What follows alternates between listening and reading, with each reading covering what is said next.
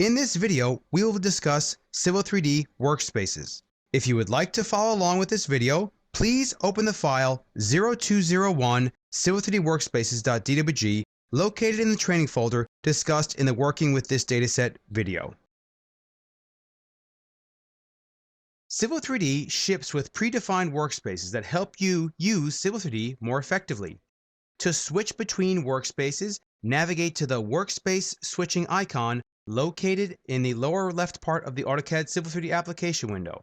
There are 4 workspaces that ship with Civil3d, which contain the Civil3d tools, as well as some of the standard AutoCAD tools, 2D drafting and annotation, which is just the standard AutoCAD out-of-the-box tools, 3D modeling, which is also the standard AutoCAD tools related to 3D modeling, and the planning and analysis tools, which are useful for connecting and using geospatial data.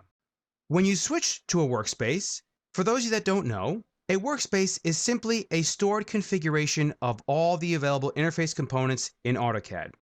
As you can see here, when I switch to the Planning and Analysis workspace, I have a different set of tabs as well as tools that are associated to the workspace that I selected.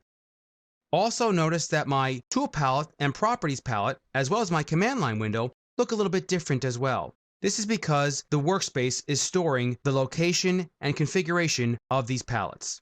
It is recommended to save your own Civil3d workspace so that you can always revert back to it should something go wrong with your workspace. I'm going to make my Civil3d workspace the active workspace, as we will be using this one throughout the course. As of this video, the tool space has been closing automatically. Simply navigate to the Home tab, Palettes panel, and toggle on the tool space.